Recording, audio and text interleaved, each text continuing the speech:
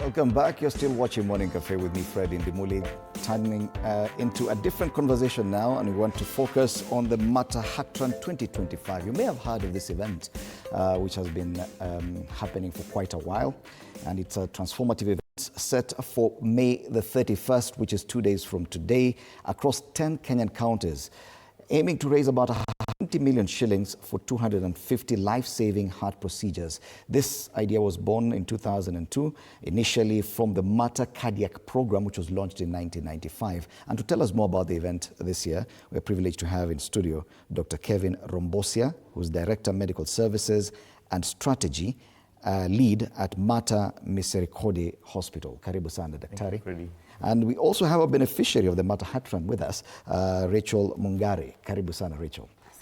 One of the things that we've noticed is that we always hear about the Matahatran in Nairobi. Mm-hmm. Yes, now we understand that it's expanding.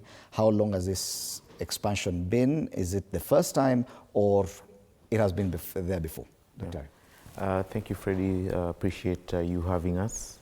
I should say that over the years since its inception, like you said, in almost 20 years now, the Matahatran has been expanding, and now the coverage is in 10 counties of Kenya. And not just that, we are currently looking at the possibility of spreading it out of the Kenyan territory to include other countries, because our catchment area in terms of the beneficiaries is not just Kenya, but largely the Eastern and Central African region. Mm-hmm. Yep. And probably on the target of 120 million shillings, why is it so critical, this particular target? Have you raised such an amount before, or is this just ambition going forward? The reason why the 120 million is important is that, as the statistics point out, we're seeing an increasing need in terms of children who require this intervention, and therefore our aspiration is to be able to raise that 120 million so as to accordingly intervene. Obviously, it's an increase from our previous target of 100 million, but largely this is guided by the need that we continue to see in terms of this problem area. Yes, and in terms of numbers, give us some of the statistics, the number of cases you've been able to handle, so that we understand what this amount can do. Yep. Since the inception of the program, we've been able to intervene in 5,687 children. And I should say that as a country, every year we have about 5,000 children every year who require intervention. Obviously, what we are aspiring to is a drop in the ocean, but we think this is a good starting step in terms of being able to intervene this, and also limiting the need for people to leave the country to be able to access these specialized services. It's interesting that you mentioned the necessity that some people find to leave the country to access these services. What kind of services are these, and what are you able to offer at Mata? Grand. As Rachel will tell you, earlier in the beginning of the program, we used to have an arrangement with hospitals out of the country. Like in her case, she was operated on in London. But as we've gone along, we've seen a need to capacity build our local practitioners to be able to intervene. In terms of the case profile, largely classified as two areas, congenital and acquired. Congenital meaning children who've been born with heart diseases, and acquired meaning that during their growth, children who acquired heart diseases. And therefore, this profile of cases are being handled at Mata Hospital. Right. And you talk about the success that Rachel Mungare has been. You're one of the beneficiaries. Give us your story. So I was born with congenital heart disease in 2000. So I went to Mata, and I was diagnosed with the same problem, and I had the opportunity to go abroad and get treated. At what age was this? I was 4 years old. 4 years? Yeah. So this is back in 2004? Yeah, probably, 2004. When this program was still very new. So what was the experience like? Because you're referred to as a beneficiary of this program. Yeah. What did they do for you? So during that time, the operation was not possible for it to be done here. So they gave me an opportunity by securing for me an hospital in London, so that I go and get treatment there. They took care of everything. I went and came back, and later on they also gave me the post-operative care. Okay. Yeah. And so you're saying basically Mater Hospital catered for all the expenses for your travel and treatment, everything? Yeah, they catered for everything. All right. So what is experience now, and what is your interaction now with the hospital, even post the surgery? Okay, my experience right now is good because I'm able to work in the same facility. Okay. And I can say that I'm strong, I'm okay, and my story is a definition of resilience. Yeah. Okay. So what would you tell people who get involved in Mater Hatran, because that is what led to you benefiting? I would urge everyone, I think there are some people who are not aware of the Mater Cardiac program. And through this program, I think we are going to reach a lot of people. And I'll encourage them to come, get diagnosed, and they may be helped here because the operation at the moment is being done in the facility. So through this, I hope that everyone will get the knowledge, the information, so that they may come here. And I believe that later on, they'll be okay like me. All right. And many people interacting with the Mater Hatran just know about the run, the marathon. What else do you do away from the marathon? Thank you, Freddie. You know, the goal of the run is to fundraise in terms of being able to intervene. And I should say that these procedures do not come cheap by virtue of the skill level that is required, the equipment and the devices that are used in this kind of procedure. And therefore, and again, complexed by the issue of an increasing need in terms of interventions. So beyond the Mater Hatran is a fundraising initiative of the whole program. There's the program itself that, you know, interjects in the context of getting our practitioners to keep improving in terms of the profile of cases that they're able to undertake. And to be able to achieve this, we interface with a lot of hospitals globally. Currently, we have partnerships with practitioners in India, like Dr. Siva Kumar, who's very well known in this space. We interface with hospitals in the UK, hospitals in Slovakia and Czech, to be able to bring this skill level locally. So beyond the run, there's a lot of happenings in the background so that we have these cases being intervened locally. Okay. For her case, she needed to fly to London for that surgery. Yeah. Are we now at a level where most of these procedures are carried out locally? Absolutely good question. Over the time, we've seen our practitioners grow in terms of the profile of cases that they're able to do. As an example, one area includes valve repairs, and we are seeing an increasing ability of our practitioners to do valve repairs.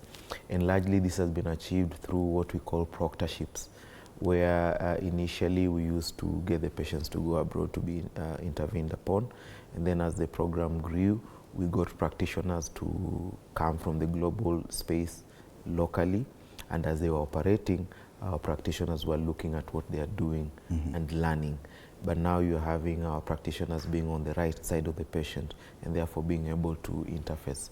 So the short answer to your question is that now, to a very good extent, these procedures are being done locally. Yes. For the few that we're still not able to do locally, are you still able to take patients like you took Rachel abroad? Absolutely. We still interface with these practitioners in the countries that I've mentioned, and therefore for the complex cases, as an example where you have a patient with multiple lesions, we still are able to interface with our colleagues in other spaces to do. But the aspiration is that, you know, in the beauty of time, we'll be able to intervene on this locally. Rachel, now as an ambassador, if I may call you that, of the Mater Hatran, or this program by the Mater Hospital, what have you been doing to encourage more people to take part in the fundraising efforts? Okay, right now we have merchandise, there are t-shirts, and also there are some people who cannot maybe get the merchandise. I also encourage them to contribute to whatever they have, either small or big, towards the program, so that at least those children who are not able to fund the operation, they can be able to. And also through social media, I'm able to liaise friends, everyone through posting. Yeah, so at least I'm able to reach a number of people who may not be aware of the program. I've seen over the years you've been using schools to try and get more people to get involved in the run. What about those people who can't run, but they would still want to be involved in this good venture? Thank you, Freddie. The idea of utilizing schools is that, as you can see, the philosophy of the Mata Heart Run goes beyond just intervening in terms of children with heart diseases, but largely also teaching our children in terms of the importance of philanthropy or altruism. But in terms of those who cannot participate, it's not just the children. We also work with a lot of corporates to be able to sponsor this run. Again, in the context of just being able to give back. So beyond the children, we work a lot with the corporates in terms of their CSR initiatives to be able to intervene on this. And in the long run, what the long-term vision for the Mata Cardiac Program, what do you see in the coming years? In the coming years, what we are aggressively chasing is to be able to create a cardiac diseases center of excellence at the Mata Hospital. And the goal here is to have a one-stop shop that would limit the need for patients to travel out of the country, but have these services accessed locally.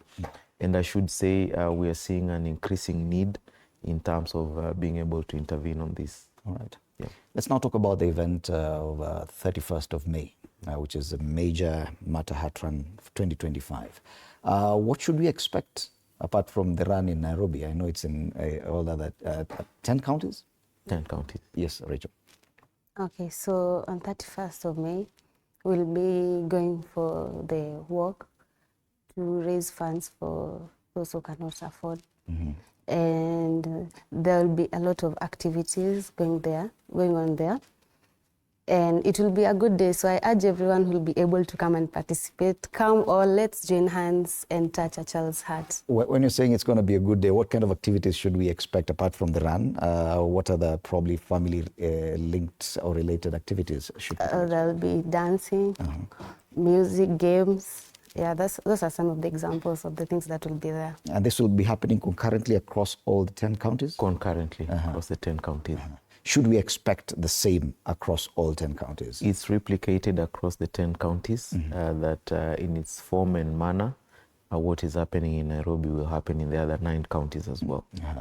And if I told you I'd give you an opportunity to invite, what kind of people would you want to come for this run? I mean, like I said... Can I come with my small child? Please do, please do. Personally, I take the opportunity to show up with my kids.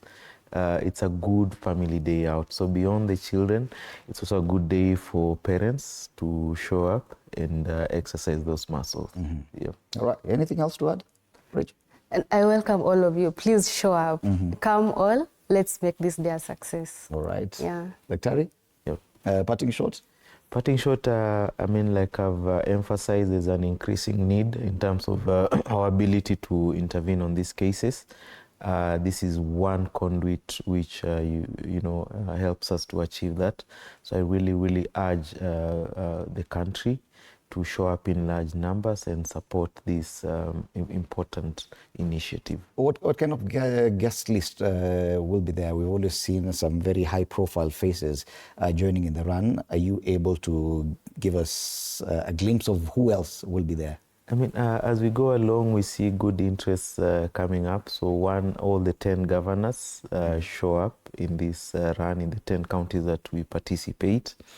We also see a big contribution by, artists, Calligraph, Nadia Mukami. So there'll be music. They're good. The music is, part of this. So, and the list keeps growing with the various ambassadors of the countries that we work in with, Slovakia, Czech, show up for this. So really, the list keeps growing. All right. Yeah. And the venue for where the run will start and end in Nairobi, where is this? KICC. So everything will be at KICC? At KICC and across the other 9 counties as well. All right. Yep. May 31st, 2025, the date for the Matahatran 2025. Please, Mesema, show up with your entire family. It'll be a day for fun. Thank you so much, Dr. Kevin Rombosia, Director, Medical Services and Strategy Lead at Mata Misericorde Hospital, and Rachel Mongare, who's a beneficiary of the Matahatran herself, having been assisted to get heart surgery at a very tender age of 4. Thank you so much. It was a pleasure meeting you, and all the best as you continue preparing for the Matahatran 2025. Well, full body fitness. Today is a Thursday. A lot in store for you coming after the break, so don't go anywhere. And I'm trying to get this, lower body workout with Shadrach Ouma right after the break. My name is Fred Indimuli. Good morning.